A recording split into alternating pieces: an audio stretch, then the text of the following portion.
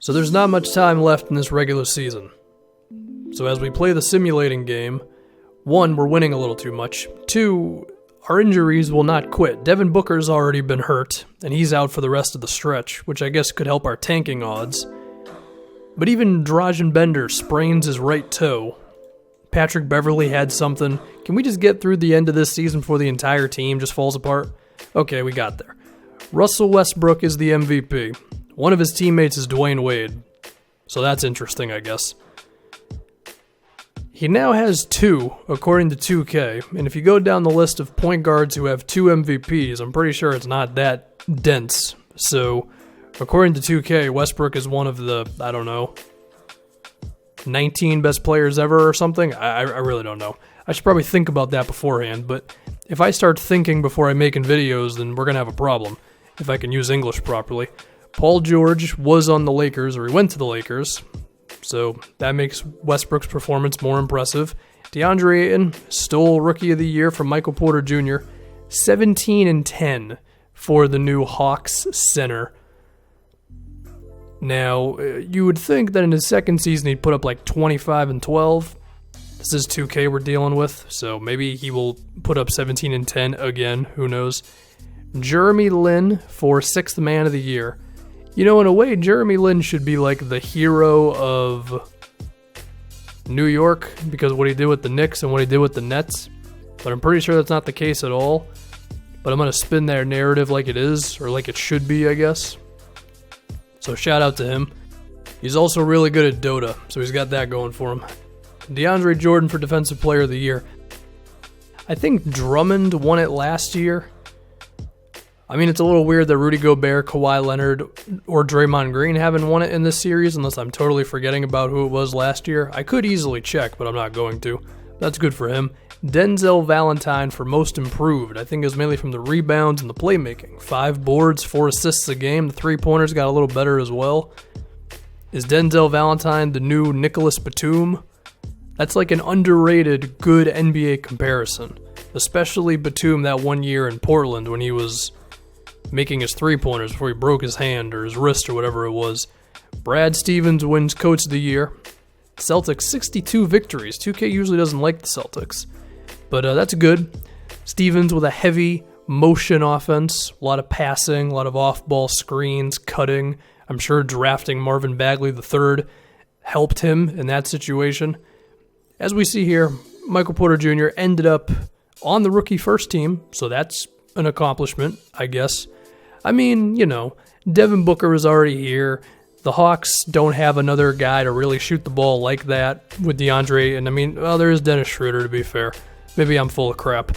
I'm trying to rationalize why our guy did not win Rookie of the Year. But you know what? I'm happy with him nonetheless. This game that we just had against the Bulls, where he just went nuts in the fourth quarter, makes me feel good. Okay? Anyway, the postseason, which you're not going to find out about in this video because we're going to dive way more into our particular team, but we look at a couple things. The Rockets are the 5th seed. The reason for that is because their defense has fallen apart. They are now a mid-tier defensive team. I think part of this is because PJ Tucker is only playing about 13 minutes a game. You could bump that up to make your defense a little better, D'Antoni. The other thing on the bottom right-hand corner, the New York Knicks are in. I think part of this is because Fred VanVleet is their point guard. That's a good pickup. Also, Bielitsa, formerly of the T-Wolves, for some more shooting up front. It's an interesting thing. Now we're going to talk about us. Josh Jackson's three-pointers have actually been kind of a thing this year. He's creeping up there, okay? The percentage is good. He doesn't take that many, but you can say that's a good sign. And I would say overall, his improvement this season was pretty decent. I mean, he didn't put up as many points, but his efficiency was a lot better. And I think we could maybe creep up his three-point attempts a little bit in the upcoming season. Also, he has the best opponent field goal percentage on the team among guys who actually play. It makes sense. We put him in there to improve our defense, and that one stat, which is about the only stat 2K has to really show how good of a defender a guy is, seems to be pretty good. I think moving forward we'll play him at the power forward position because it gets him closer to the basket, and I think it allows him to just do a little more as a defender. I also think at small forward he might be attached to someone who's a better three-point shooter, whereas at power forward I mean, outside of the obvious names like Porzingis, there's not a whole lot of knockdown power forwards. There's guys who can shoot threes at the 4, but not a whole lot of like super knockdown shooters, which gives him more freedom to roam around and all that stuff. And once again, I said it already, but closer to the basket, that helps as well, because, contest shots around the rim and all that. And then his rebounding and his playmaking, I think, should be good as well. So I'd say Josh Jackson had himself a damn good second season. He improved with his efficiency. His defense got better, and I look forward to having him start. I mean, he started a little bit towards the end this year, but definitely next season. Dražen Bender can't really make a shot, is the thing right now. He shoots a lot of threes, which I'm cool with, but they're currently just not going in.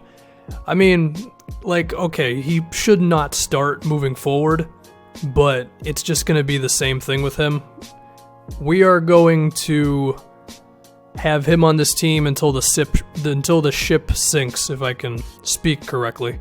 So even if the threes did not go in as much over this entire season, because I'm pretty sure they had moments where they were dropping, we're going to stick with him because there's no other option for us as a big man there's no big man who can do what he does, on our team besides him, and that's kind of a necessity in today's game, so we're just got to make it work. Now let's dive into Devin Booker. The threes were excellent this season at nearly 8 attempts a game, shooting over 40%. Honestly, I want more attempts moving forward. We're up to 8 right now. I think that's fair to say he should be shooting 10 threes a game. I mean, if you're going to shoot 40% on 8 a game, then, you know what, bump it up a little bit more. That's what I say. As for the actual scoring number, I'm going to attribute that more to 2K. I think his impact is still pretty damn big.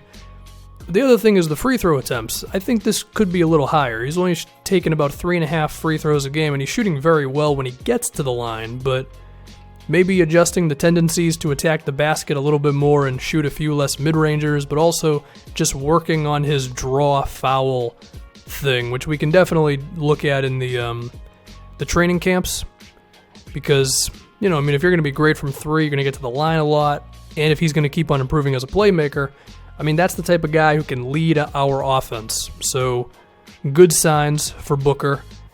Now, the one thing that's still, not the best is the defense. The opponent field goal percentage of 46% is actually one of the better ones on the team, to be fair to the guy. I wouldn't say it's, good yet, but it's improvement, and improvement is fine, and unlike Josh Jackson, Devin Booker doesn't have to be a great defender, he just has to be okay. And I would say he's honestly not too far away from that, but he still has to get better nonetheless.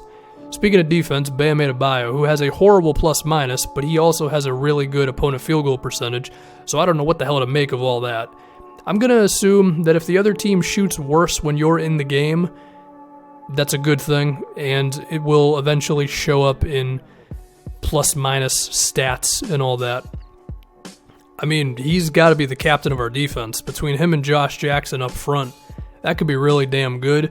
And then if Dražen Bender can just keep on improving with his stuff, I think that's the makings of a good defensive team. And then you still got Patrick Beverley and Mitchell Robinson to go in there occasionally at the backup 5 spot. TJ is an interesting player for us.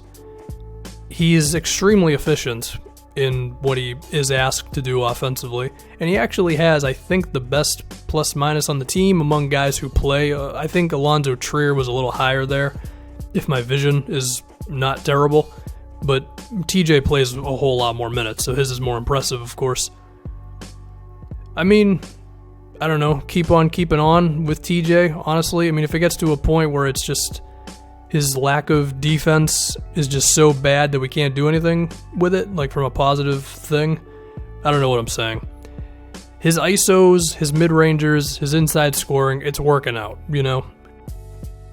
If the 3-pointers become a thing, that'd be cool, but I'm not, holding my head up for that one. We've had some decent improvements, and I do think doing a video like this at the end, I think it's a cool idea, just to sum up what's been going on, or this is a filler episode, I don't know.